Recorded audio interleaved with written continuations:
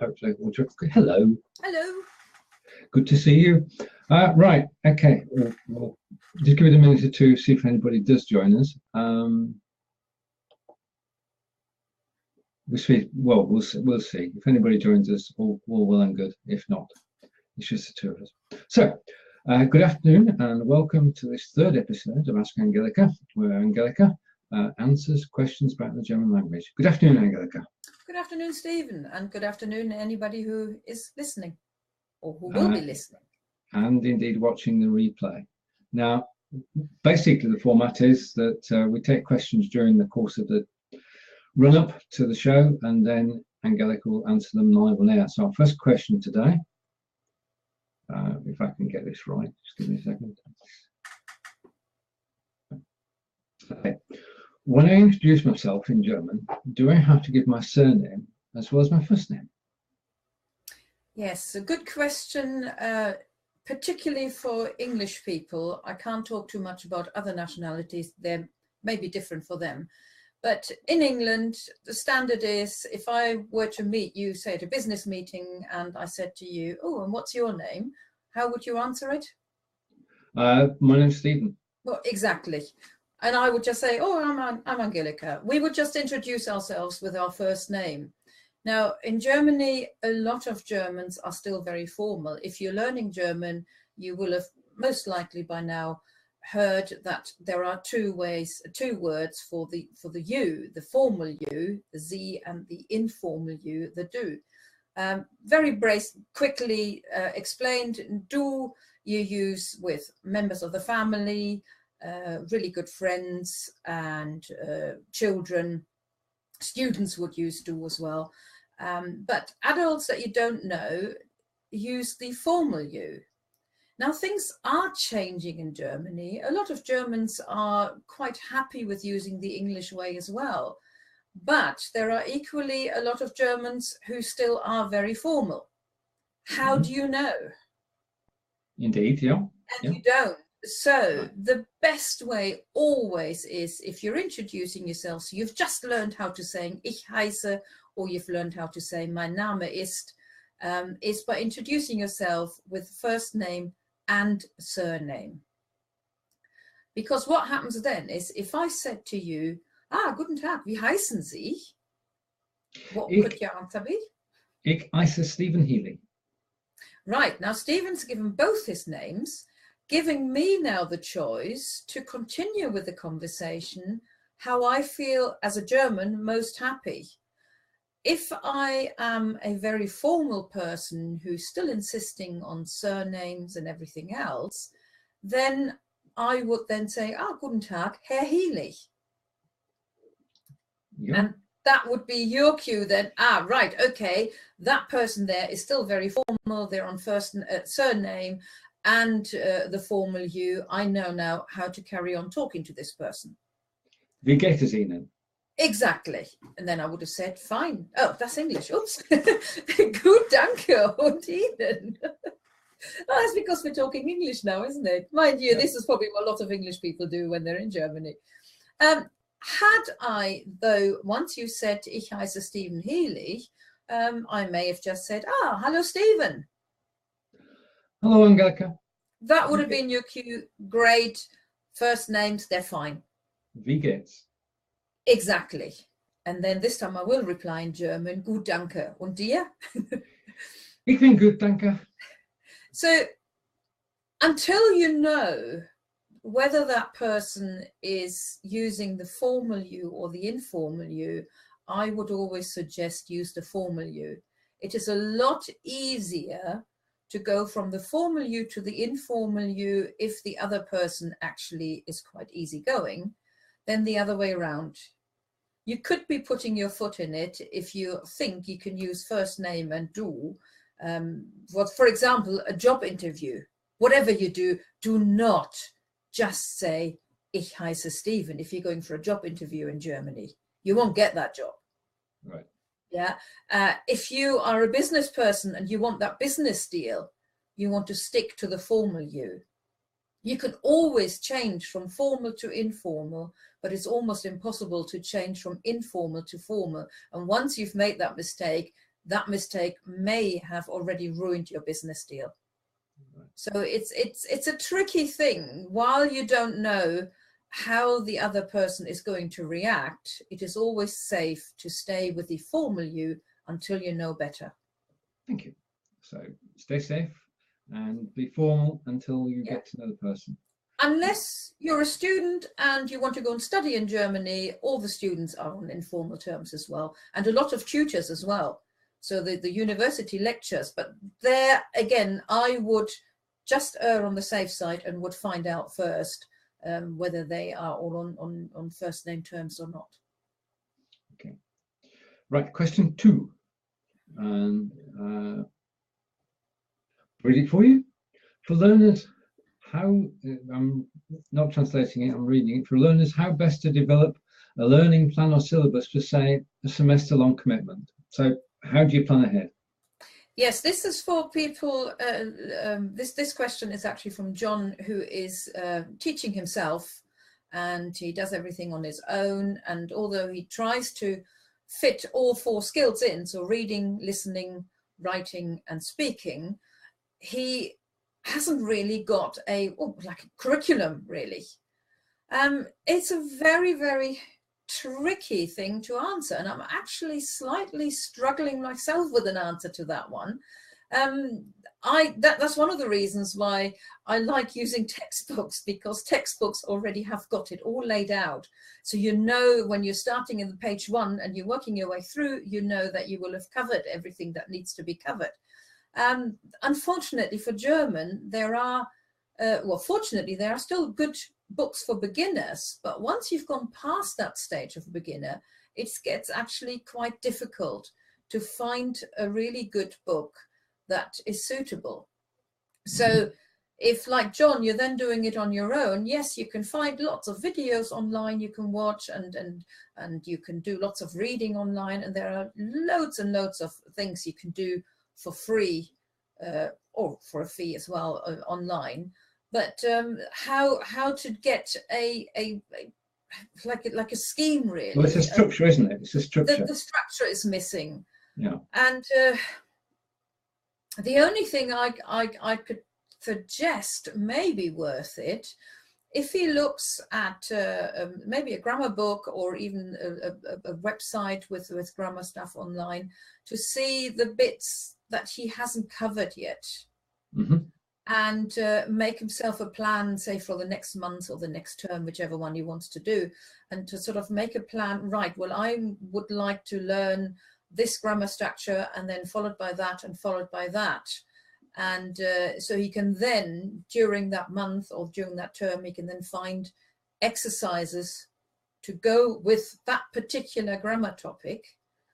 When he reads anything German, he could do 2 things. He could, one, just read for the enjoyment, which I would suggest he does most of the time anyway. But whichever grammar topic he's just practicing, so let's say it's, I don't know, he's practicing accusative prepositions. He may also want to choose a text, any text, and see if he can find some accusative prepositions, just to reinforce what he's just been learning. And he could possibly do the same with listening exercises and what's the one missing now? The speaking one. Yes, that's not too sure. He would need, if he finds, well, if he has somebody who he is practicing German with, speaking bit, maybe then saying, right, for the next 5 minutes, can we just talk about this particular topic that I've just learned? Right. It is really difficult. There are, like I said, there are so many things there, but most of them all have their sort of their own structure, or they're just videos. If he goes onto YouTube to watch videos, well, then that's all he finds, videos there. So it would require a little bit of planning on his account to see, right, which bits am I not very good at and I really need to learn.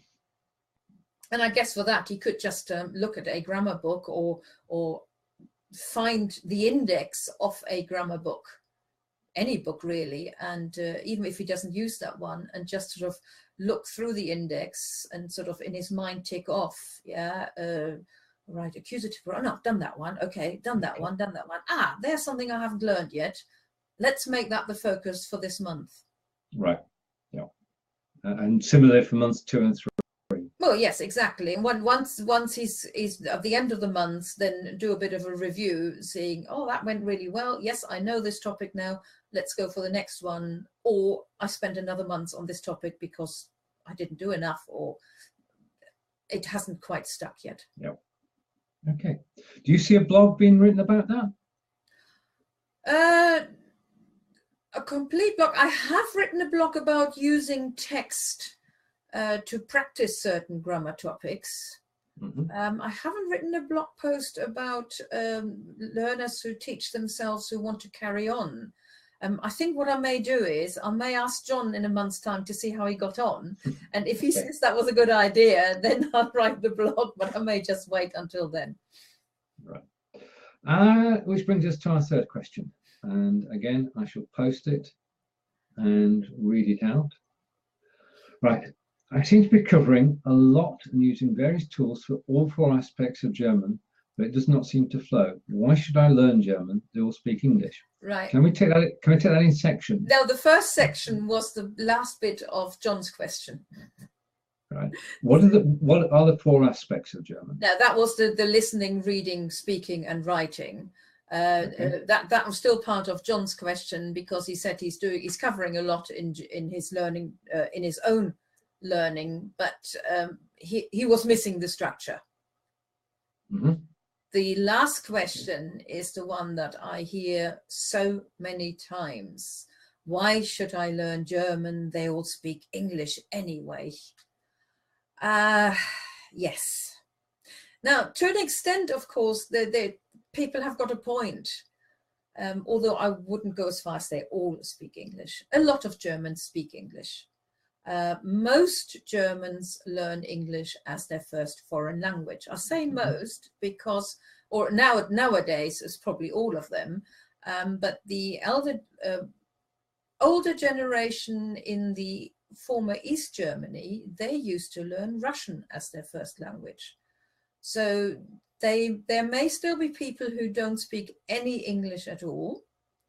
There are a lot of German people in Germany who, yes, they have learned English at school, but that doesn't mean they can speak it. We can say the same in England. Everybody actually in England has learned a foreign language, or maybe not everybody. No, probably it would be everybody has learned a foreign language. So they should be able to speak it. But they don't. And there are Germans just like that. There are English people who've learned a foreign language, which they can speak. There are English people who've learned a foreign language at school who can't speak it. And there are Germans who've learned English, but just because they've learned it at school for a few years doesn't mean they can speak it. So you do come across a lot of Germans who don't speak English, or maybe they do speak English, but they're lacking the confidence, something that a lot of English people have as well. Yeah. Is it a mark of respect if you can actually do some German? That's the next bit, because what a lot of people seem to forget is that the reason why the Germans, or a lot of Germans, speak English is because they learned it at school. They had to learn it at school, and they did. Just like English people learn the foreign language. Mm-hmm. But somehow things then go amiss because English people think, and luckily it's not all English people. I would like to add straight away, I know a lot of people who want to learn German, who are learning German, but there are a lot of people, a lot of English people, and I think it probably goes for American people as well, who just don't want to because everybody speaks English. But I think we need to remember that the reason why the foreigners speak English, and it's not just the Germans, it's the other countries as well, is because they are making the effort of learning it. And it is nice, a little bit of respect to return that respect. And even if you're going on holidays, even if you just learn some basic phrases, some ja, nein, and well, the important one, ein Bier bitte, and even if you learn how to say sprechen Sie English. Now that's so much nicer than saying, do you speak English? And then shouting a bit louder, which hopefully most people don't do anymore. But even if you're just saying sprechen Sie, even if you just learn that one sentence, sprechen Sie English, yeah, it shows the other person, okay, I can't speak any German, but I'm aware of my shortfall, and I wish I could speak a bit more German, but until I can, do you speak any English so you can speak to me? Indeed. Right, that ends the formal part of Ask Angelika, which is normally to run 15 minutes. So we've done that, and we'll edit the video. Well done. That's good.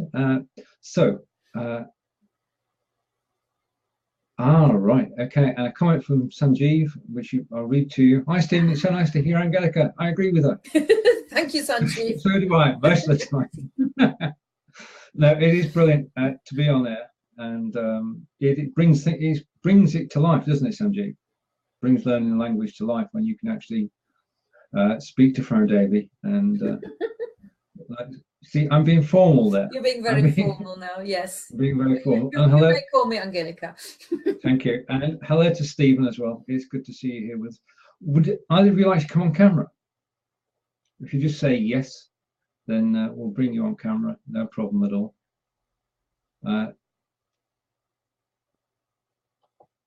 Yeah, both on the desktop, so we're good there. Very good. Okay, now what will happen is this. I'm going to invite you in, Sanjeev. You then get a screen showing up, and you've got 30 seconds to accept. You'll see yourself on camera, and then this picture will change, and there will be 3 of us. So 30 seconds, and here we go. Right, so I've invited you, and we're now on a countdown. And that didn't work first time, so I'm going to try again. Persistence is the key. Okay, and it's now loading. Excellent. Oh, hello.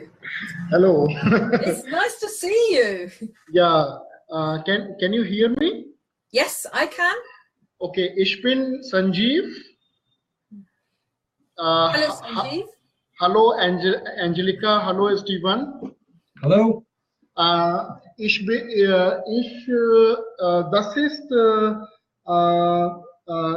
10 Minuten vor 7 Uhr in India. 10 vor 7. Morgens oder abends? Abends. Abends. Okay. And das ist, ich bin sehr glücklich for Angelika. She is meine, ich bin ihr Student. Ja, und ich bin die Deutschlehrerin. Ja, langsam Deutsch lernen. Ja. Okay. Did you have a question? Meine question is, ich hatte eine Geburtstag auf 6,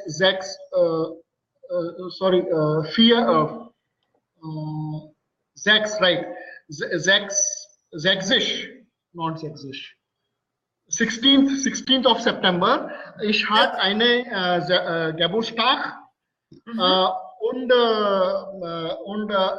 ich hatte eine Freund in Bangalore, and I forget how to speak in German, and I have to disclose that today is my birthday, and my plan was to speak in German so that they could not get that today is my birthday. So how do you say that, like, today is my birthday and we have like 10 friends, and my idea was that heute ist Mittwoch or heute ist Firetalk, this is this date, and today is my birthday, and these are my friends, and they all will celebrate the birthday zusammen. Yeah. So wir alles celebrate Geburtstag alles zusammen. Ja, feiern. Celebrate is feiern. So Ja. wir feiern meinen Geburtstag zusammen. Oh, okay. So today's, well, if we get the English, today's Friday, 23rd of September. It's my birthday, and we'll take it from there. Right. So that's what you want to hear in German? No. No. Okay. Yeah. Okay. So first part is right. Then I have to say that these all are my friends. Yeah, and all of Yeah, all of them will celebrate all of the birthday together. Also, there's several birthdays, not Yeah, just so yours. yes, yes. Ah, okay.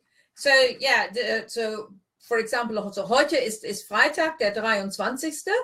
Und you're pointing to your friends, so these are meine Freunde. Und wir feiern alle unseren Geburtstag zusammen. Yeah, and then we will all scream and have a selfie of together, and I want to put that as a skit on YouTube of 40 seconds. Yeah, why not? Yeah. That's a good idea. Yeah, So it was your birthday on the 16th. So yeah, I have to say, herzlichen Glückwunsch nachträglich zum Geburtstag. Danke schön. And that was belated birthday wishes. Right, right. I understand. Right. Yeah. Yeah. So yeah. Which of Angelika's courses are you taking? I had A1 from the Goethe Institute. After that, I get in touch with Angelika, and I try to participate in the 30 days challenge. And fortunately, fortunately, I made my terrific efforts to learn, and I googled it out. The Princeton, there is a band in Germany, the Princeton, alles, das ist Deutschland, and that is all we are. So I like the metallic sound a lot. And then I come to know Arnold, the famous California governor. He's also Deutsch speaking. And slowly I started getting more flavor and enjoyment of just listening to German. And I subscribe to German radios on internet.